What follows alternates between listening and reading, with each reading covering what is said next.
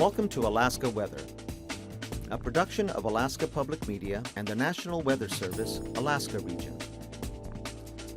Produced and broadcast daily from the studios of KAKM, Alaska Weather provides complete forecasts, public, marine, and aviation for all of Alaska.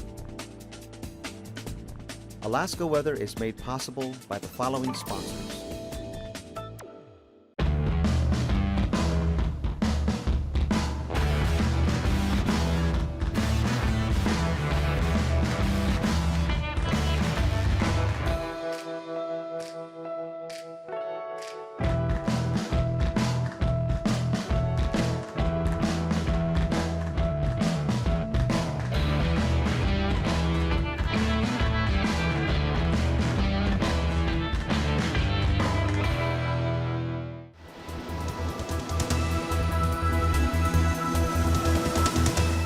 The National Weather Service. Good evening, everyone. I'm meteorologist Dave Snider with the National Weather Service. It is the 8th of February, and as always, we encourage you to stay up to date with your local weather information. It helps keep you and your village safe. At 800-472-0391, you can get our Alaska Weather Information Line forecast there. Just pick up the phone, listen to the prompts, and dial the number that you need. And after you're done, write that number down because you can do it a lot faster the next time. You don't have to listen to the person speak. If you like, go to the website weather.gov/Alaska, or if you want to start in a little bit closer to home, you can use Fairbanks, Juneau, or Anchorage in place of Alaska there, and that'll zoom in a little bit more. And if you can't find what you need, you're welcome to send us an email anytime. I'd be happy to help you and your family find the weather information that keeps you safe. nws.ar.tvweather@noaa.gov is a way to reach anybody on the forecast team on the TV desk, and I'll be happy to make sure that we reply to that and give you the help that you're looking for. Let's take a look up north. We know that cold air is moving southward. It's going to take over a large part of the state as we head toward the weekend, and that changeover is already being anticipated to bring wind chills down to a dangerous level as well. So every area that you see shaded in yellow here, including the northern part of the Seward Peninsula around Shishmaref and Cape Espenberg, we're talking about wind chill values that could go to about 40 to as low as 55 below. And in that case, we're expecting some stronger gusts to come up as well. A little bit of moving wind on top of cold weather, of course, makes for some pretty dangerous wind chills. It looks like this will go from about tomorrow morning until 6 p.m. on Friday. And remember, when you're outside for just a short amount of time in this kind of weather, it does not take a very long time at all, just minutes sometimes, to freeze your flesh, and obviously that's no good for you or anybody else. So be extra careful out there. Make sure you're wearing layers and have backup clothes in case you're going to be around anything that could be wet or have some water able to get on you there. So stay dry, stay warm, dress in layers. Remember your safety rules when you're outside, and limit your outside time especially for the older and younger members of our community. Now, there is one area here that's shaded in red. That's a blizzard warning. That's still in effect from what we were talking about yesterday. We're going to extend that until midnight tonight. A total of new 2 to 4 inches of snow or so, probably through that midnight hour. We'll continue to see some of the more vigorous snow showers, I guess, through the evening hours, and then that should diminish as we get past midnight or so. The winds are still going to be an issue, obviously. If we have a blizzard, we have to have wind, we have to have snow, and we have to have poor visibility. And in this case, the winds could be upwards of 40 miles per hour sustained from the west, with stronger gusts up to 60 miles per hour. So the wind's certainly blowing up and down the Beaufort Seacoast, but they'll be the strongest here around the eastern Beaufort Seacoast, and the combination with the poor visibility at whiteout conditions or even below 1/4 mile on top of falling snow makes that potential for a blizzard. So that should continue at least until midnight, and things should start to get better as we get into the early morning hours of your Thursday. Now, onto the satellite picture. You're going to see a couple things. I want you to pay attention to the bright white clouds here across the northern sections of Alaska, but also the brighter white clouds here across southwestern Alaska. And we'll see how the clouds shape up as we look at southeastern Alaska. All those areas will be in focus here. First of all, not a whole lot's going on across southeastern Alaska, but you do get a hint of a little bit of a change here with some of these darker colors showing up across the northern parts of southeast in the later frames. We also see a disturbance working across southwestern Alaska. It's building white clouds across south central. But white clouds indicate colder cloud tops. It doesn't really tell us a whole lot more than that. But if we understand what else is happening in the atmosphere, that's a clue that clouds are building up in this case and may be capable of producing some precipitation. And we are seeing some light snow and flurries around south central at this hour. But a bigger concern in the immediate future is this wave that we saw developing right here. This is an upper level disturbance, so it's not really a true cold front if you're going to look for it on the map, but eventually it tries to become one. This moisture and this flow moving across southwestern Alaska will likely bring some snow showers and light accumulation to parts of Kodiak Island and south central tonight and into tomorrow. This is moving eastward and eventually will help to change the weather for southeast as well, where things have been fairly quiet. This next band of cloud cover across the interior is another upper level wave, but it has a little bit of a stronger significance. That is the polar jet stream, the northern band of those fast-moving river of air that controls the weather, at least at the northern latitudes. Well, already we have the more subtropical layer of air that's a little bit further south right now, but this is dropping southward, and on the other side of that is that cold weather. And so the further south this goes, the better chance that we're going to have those northerly winds across more parts of western Alaska and southwestern Alaska and south central, and of course the interior and the north slope. So prepare for changing weather as we see this bright band of clouds dropping southward. That disturbance, also coupled with southerly moving winds, will combine across south central again and Kodiak Island and southwest, and perhaps southeast later into the weekend, for a chance of precipitation. For south central and southwest, Kodiak Island, that means a better chance of snow. For many in southeast, it looks like things could be mixed up a little bit. Across some parts of the waterways, you'll see rain mixed with snow, but over land, that could certainly be a little bit better chance for snowfall there. So we're going to keep an eye on that. Right now, as we go toward the end of the weekend, the better chance of snow will be across the extreme northern parts of southeast. Here's a look at the weather map, and high pressure sitting across British Columbia at 1,032 millibars. Low pressure sitting across the Gulf of Alaska at 995 millibars will start to form later tonight. And as it does so, a light snow will start to or continue to move across Prince William Sound, the Kenai Peninsula, and maybe up around the Anchorage Bowl in the valley. You'll probably see a steadier chance of snow showers across Bristol Bay and Kodiak Island, maybe mixing in a little bit around Shelikof Strait. Southeast right now looks to be pretty dry, but there could be some snow showers developing in the northern sections. This first wave really shouldn't be a whole lot to write home about. Here's the stronger cold front. Already we have kind of a northerly flow across the west coast. This north wind, though, will be reinforced once again by even colder air descending southward. And out across the west, we have an occluded front working across the central chain. Rain mixed with snow working across the central islands there, but that is running into a pretty stout ridge of high pressure. That's what this zone is right here. Lesser chances of precipitation there and a better chance for some lower clouds. As we move into Thursday, that first wave, the upper level wave that really wasn't that true front, well, it's finally grabbed onto some colder air and things have solidified at the surface now. And we have a circulation of low pressure out across the northern Gulf, and that's really more of an important piece because that is pushing moisture up across south central. That combined with the cold and the moisture, it all works into a chance of snow, especially across higher terrain and Prince William Sound and some parts of the Copper River Basin.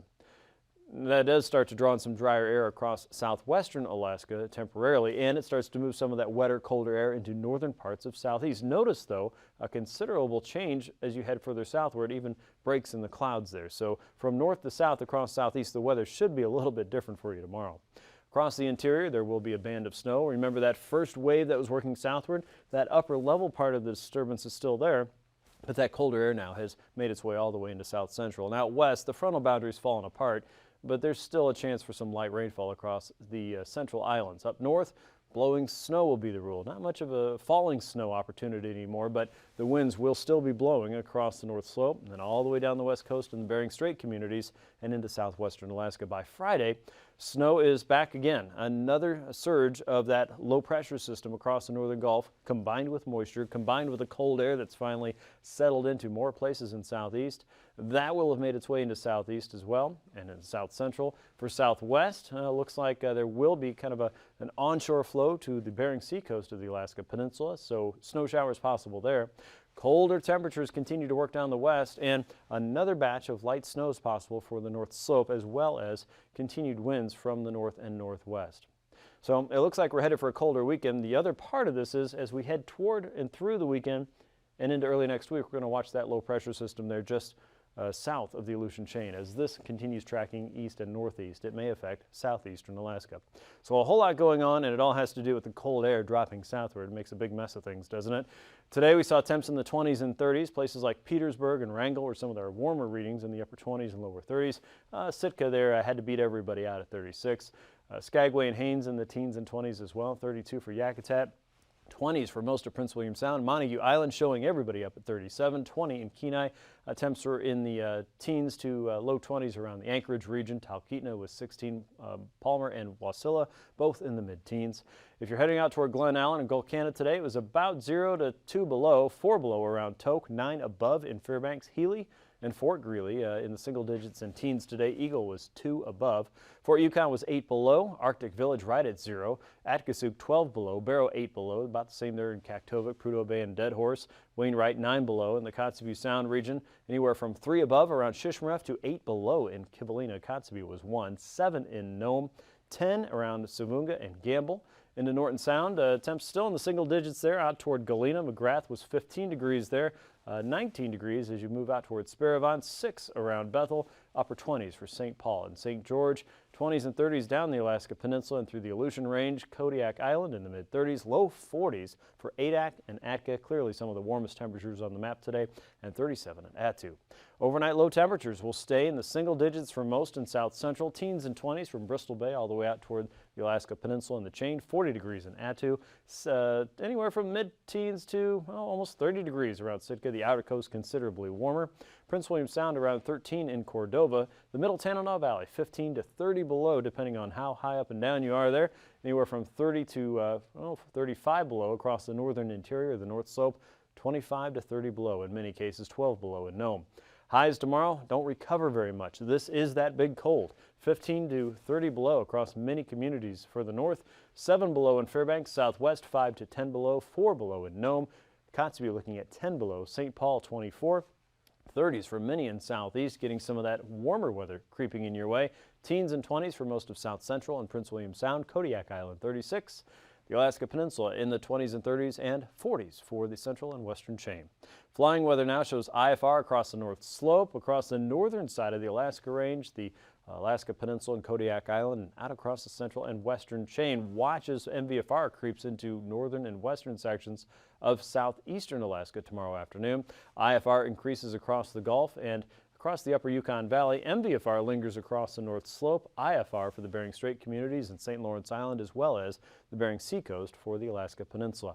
Here's your pass conditions. Anaktuvik and Adigan Pass, we expect to see an IFR start tomorrow, but a little bit of an improvement during the afternoon to MVFR. Lake Clark and Merrill Pass should see improvements, but the western side will probably have lowered visibilities and ceilings there. IFR to start tomorrow. Rainy Pass expected to start at IFR. Similar issues there with VFR perhaps by the afternoon. IFR to start in Windy Pass tomorrow. MVFR for Isabel Pass and also for Mentasta Pass. Looking for MVFR there, and for Tanita Pass for your Thursday. Portage Pass we expect to hold at MVFR through most of the day, and Chilkoot and White Pass looking for an increasing risk of MVFR as we get into the afternoon. Freezing levels, well, the surface freezing line is going to take a pretty hard jog to the south here in the coming days. In the meantime, we might see some warmer air aloft lifting northward across the eastern Gulf, and the warmer air across the Aleutians, well, that's probably headed south as well. The icing potential shows levels coming down from 8 to about 10,000 feet across the Yukon Valley, all the way across the Bering Strait communities. And across South Central, those levels range from about 2,000 feet in the west to above 5,000 feet across the eastern Gulf. All of this right now is light to isolated moderate. And for the essential Aleutians, above 4,000 feet there with the front that seems to be falling apart out across the west. Now, our jet stream shows our fast-moving river of air. Remember, there's two areas we were talking about. The first is that northern band. That's the polar jet. That's usually the part that kind of stays a little bit further to the north sometimes. In the wintertime, it likes to move to the south. In the summertime, it likes to go way north. And depending on which side of it you're on, the closer you are to that core of cold that usually likes to linger near the pole.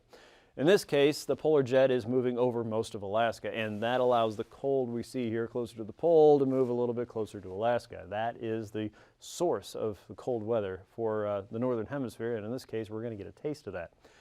Across the Bering Sea, you can see the subtropical jet is trying to work its way across the Bering Strait communities. High pressure is still in charge out there, and this is still our blocking pattern, but it has kind of reconfigured itself a little bit so that we're on the eastern side of that, and that allows that cold air to drop southward. When those two jet streams combine, wherever this happens on the planet, you get a little bit more lift, you get a little more weather excitement, and in this case you can see that combination where those two lines, the subtropical and the polar jet, are a lot closer to the Gulf of Alaska. Remember, there's also a moisture source there, a lot of water to work with, and all those things could make the weather active, we should say, for the next couple days. 9,000-foot winds show that northerly flow across the west coast. 30 to 40 knot winds across the west, 40 to 50 knot winds across the Gulf, and you see that southwesterly bend into southeastern Alaska, helping to push more clouds and weather your way. Winds are light across the interior, 10 to 20 knots, and we have a little bit of a southeasterly flow out across the western chain. Same goes at 3,000 feet. Northerlies through the Bering Strait, 30 to 40 knots there, coming over the Kuskokwim Delta. A west and southwesterly flow develops across the eastern Gulf, blowing that weather again slowly toward southeast. And winds are wrapping into the low pressure system across the northern Gulf, a little bit more from the east and north in this case, about 10 to 30 knots. So what about turbulence? Well, we're probably going to see a developing area of chop across the northern Gulf as low pressure sets up right here. That usually sets up a faster band of winds right across the coastline. And then through the Barren Islands and west, watch for winds to come up there. In fact, by Friday, you'll see the marine charts in a minute. They'll really come up to about 50 knots or so through Shelikof Strait and down towards Sand Point. And if you're moving around the islands at all, watch for turbulence there below 4,000 feet. And also across some of our western capes, northern parts of Norton Sound and Kotzebue Sound as well. That's a look at your aviation forecast. I'll be back with your marine weather here in just a few minutes. Stay with us.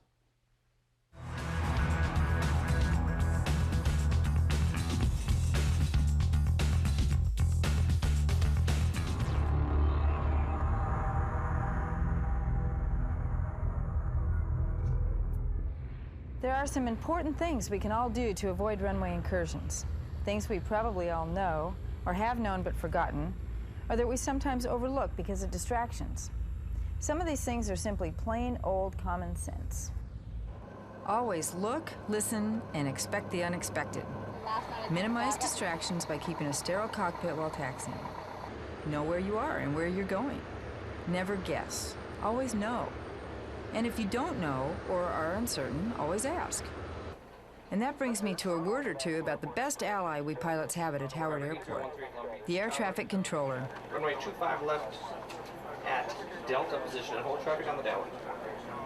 These are the professionals dedicated to leading us safely through the often complex and confusing runways and taxiways and traffic of a Howard Airport. Cessna 6 here, Papa turning base at the 605 freeway, report turning final. The pace of air traffic communications can be confusing, even overwhelming. We should not feel hesitant to ask controllers to repeat an instruction, to ask for progressive taxi instructions if we need them. Monroe Ground, Cherokee 32123, request progressive taxi instructions, please. November, Charlie, Bravo. If you don't know, ask. If you aren't sure, verify. When communicating with air traffic control, always listen before you transmit. Cessna 3284 Delta, holding position, runway 19 right. Also, listen to what the controller is saying to other aircraft. It can have a critical bearing on your safety. Again, maintaining situational awareness at all times is key. Be sure you understand all air traffic control instructions. If you receive a clearance you don't understand or is contrary to your position on the airport, you should verify the clearance. Cessna 4530 Papa. Runway 19 full length, clear for takeoff. Tower Tower, Cessna 4530 Papa. Is at Bravo 3. Verify we're still clear for takeoff. Cessna 30 Papa. Negative, hold your position. 4530 Papa. Holding short, runway 19 at Bravo 3. Runway incursions occur most frequently when pilots enter or cross a runway without authorization. Typically, communication between the pilot and air traffic control is good. Pilots hear and read back hold short instructions and know what they're supposed to do. Cessna 93018, hold short, runway 26 right. But they cross hold short lines or taxi on the runway without authorization anyway. Always read back all hold short instructions. Arrow 1504, hold short, runway 6 left. Era 1504, hold short, runway 6 left. A simple Roger won't do. This applies to position and hold and clearances to enter a runway as well. Cessna 80138, position and hold, runway 25 left. Cessna 80138, position and hold, runway 25 left. We can avoid most runway incursions by reducing distraction in the cockpit while taxiing, familiarizing ourselves with our departure and our destination airports, and staying alert at all times. Be sure to write down taxi instructions, but never do it on the move. It can be a distraction. The same is true with checklists. Conduct them while stopped, never on the move. Pilots, controllers, and drivers all rely on their eyes as their primary sensors. And the simple fact is, our eyes don't work as well at night as they do during the day. The visual acuity we lose at night, combined with inconsistent cockpit lighting, canopy reflections, and possible rain, snow, or fog, make taxi, takeoff, and landing operations that seem easy during the day a real challenge at night. Pilots should observe a few simple lighting standards that will help those around them maintain their situational awareness. When taxiing into position and hold, turn on all exterior lights except landing lights. This will make your aircraft more conspicuous to other aircraft on final. Don't turn on your landing lights until you have been given clearance to take off. If you see an aircraft with its landing lights turned on, it's a clear signal that that aircraft is moving or is about to move down the runway for takeoff. When instructed to cross a runway, turn on all lights, including landing lights. The exception would be if your lights would interfere with someone holding or approaching from the other side of the runway. Also, when you line up for departure at night, consider lining up about 3 feet to the left or right of center line, so another pilot on final can more easily distinguish your aircraft from the runway lights. Sea ice will continue to work its way south and west. You can see it's within about 30 to 60 nautical miles of St. Matthew, and obviously filling in the gaps a little bit more. However, across the northern part of the Yukon-Kuskokwim Delta, right around in here, we saw a polynya developing just today because of the winds moving offshore. So there will still be some coastal changes even as ice is expanding and growing to the south and to the west over the next several days. Weather.gov/Anchorage/ice for the latest weather information, forecasts, and concentration, as well as sea surface temperature charts. And you can see a little bit of a thicker ice there across the middle of the Cook Inlet region as well. That will continue working its way southward through the weekend. Here's a look at southeast. The winds are fairly calm, not quite calm, but certainly calmer than they will be as we go through the weekend. Northerlies in the inside waters about 10 to 15, 2 to 3 foot seas there. Across the outer coast, a southwesterly flow north of Cross Sound, 10 to 15 knots. South of Sitka, 10 to 15 knots from the west and northwest, anywhere from about 4 to 5 foot seas on the outer coast. By Friday, winds are coming up now. Onshore flow continues, and remember, the clouds and any precipitation will start in the north and gradually build its way southward as we get into the weekend, but it's going to start up north. Westerlies onshore from Sitka southward to the Dixon entrance at 30 knots, 12 to 14 foot seas, and northerlies across the Lynn Canal, 20 knots with a 15 to 20 knot wind from the south and east, 3 to 5 foot seas there. Across south central, light winds in the northern part of Cook Inlet.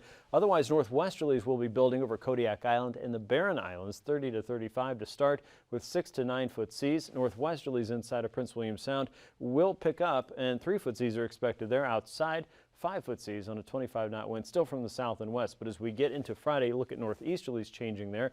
Westerlies outside of Prince William Sound. And here are the big winds across the Barren Islands, 40 to 50 knots with 23 foot seas forming west of the Barrens as we get into Friday. We'll be watching for freezing spray in those areas too, as well as you should be.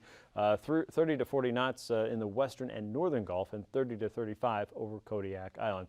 That area will have higher gusts. In Bristol Bay, look for northwesterlies at 25 knots, northerlies down the coast at 25 with a 7 foot sea, and 25 to 30 across the Pacific coast, 7 to 10 foot seas on Thursday. As we get into Friday, northerlies across Bristol Bay and 25 knots down the coast, 9 foot seas there, 25 to 35 knots across the Pacific coast with a 9 foot sea from Castle Cape all the way out toward Falls Pass. For the Aleutians, a 25 to about 30 knot wind will be the strongest across the central and western chain. Lighter winds south of Unalaska and Nikolsky with a 10-foot sea, but only 15 knot winds from the northeast. As we get into Friday, the winds pick up a little bit more, especially on the Pacific coast from Nikolsky to Adak. 40 knot winds expected there with 18 to 19 foot seas, and east to westerlies 15 to 16 foot seas from Adak all the way out towards Shemya and Attu, with a 15 to 16 foot sea there. In the west, it'll be a little bit lower out in the east, 13 foot seas, but across the Pacific coast and the central chain, 18 to 19 foot seas on that northeasterly flow.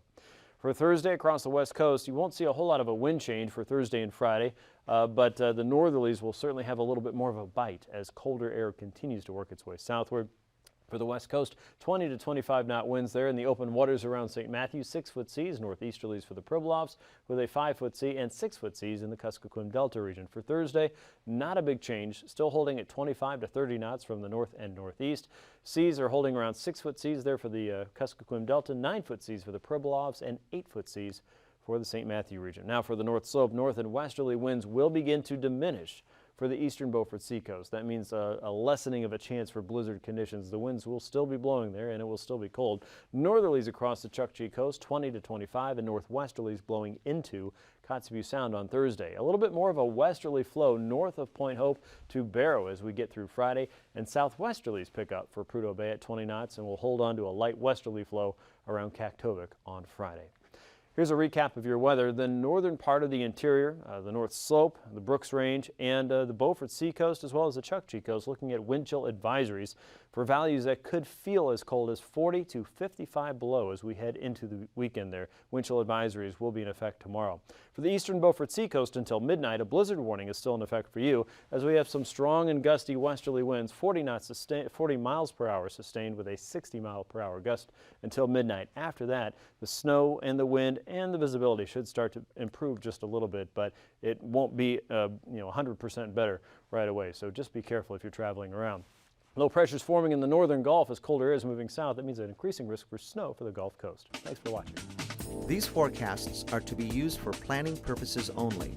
Call 1-800-WX-BRIEF for a formal pre-flight briefing. Always file a flight plan before you go flying. The U.S. Coast Guard Auxiliary urges you to leave a float plan with a friend or the harbor master before you go boating. Alaska Weather is made possible by the following sponsors.